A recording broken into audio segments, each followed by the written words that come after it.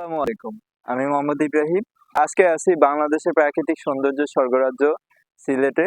আর সিলেটের সৌন্দর্যের অন্যতম প্রধান কারণ হলো সিলেটের এই চা বাগান। এই চা বাগানের কারণে সিলেটকে বলা হয় দুটি কুড়ি একটি পাতার দেশও বলা হয়। বাংলাদেশে প্রায় প্রতি বছর 9 কোটি কেজির বেশি পরিমাণে চা উৎপাদন হয়।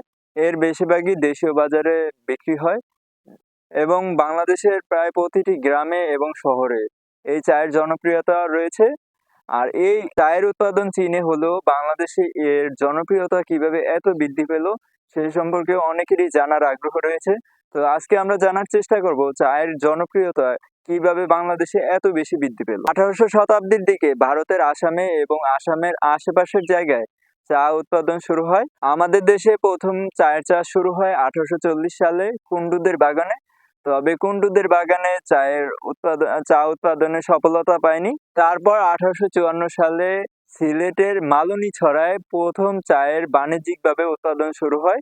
এর 3 বছর পরই চা উৎপাদনে সফলতা লাভ করে। এর কয়েক বছর পরই মৌলভীবাজার এবং হবিগঞ্জের কয়েকটি স্থানে চা বাগান তৈরি করা হয়। খাদ্য বিষয়ক ইতিহাসবিদ Erika Rappaport a thirst of empire how tea shaped modern world বইতে লিখেছেন 1830 সালের দিকে ব্রিটিশরা প্রায় 40 মিলিয়ন চা পান করত।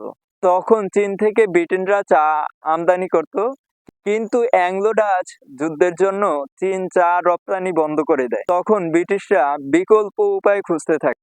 এ বিষয়ে কোনো কোনো ইতিহাসবিদ লিখেছেন যে ইস্ট ইন্ডিয়া কোম্পানি আফিম চাষ করত এবং সেগুলা চীনে পাচার করত।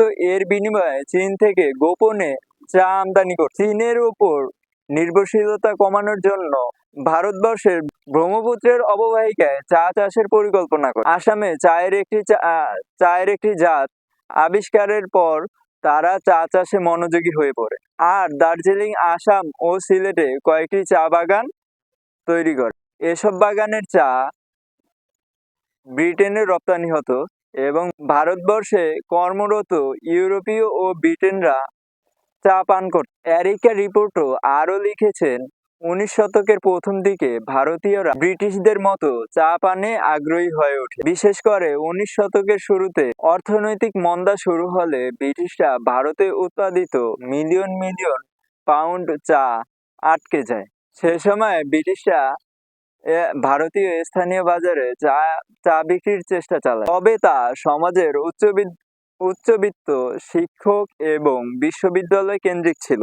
সাধারণ মানুষের মধ্যে সেই সময়ে তখনও চায়ের জনপ্রিয়তা ততটা দেখা যায়। 1930 সালে ভারতীয় মন্দায় অধিক পরিমাণে চায়ের রপ্তানি ব্যাহত থাকায় তারা স্থানীয় বাজারে চা রপ্তানির উদ্যোগ নেয় এবং ব্যাপক পরিমাণে বিজ্ঞাপন চালাতে শুরু করে। ইতিহাসবিদ Lizzie Collingham the state of empire how Britain quest for food shaped the world বইয়ে লিখেছেন, সেই সময়ে ছোট ছোট প্যাকেট করে বিনামূল্যে মানুষের মাঝে চা বিতরণ করা হতো এবং কোনো কোনো এলাকায় কিভাবে চা খাওয়া হবে তাও শিখিয়ে দেওয়া হতো। কোনো কোনো এলাকায় চায়ের সাথে দুধ এবং চিনিও দেওয়া হতো। এভাবে বাড়িতে এবং বাজারে আস্তে আস্তে জনপ্রিয় হয়ে ওঠে চা।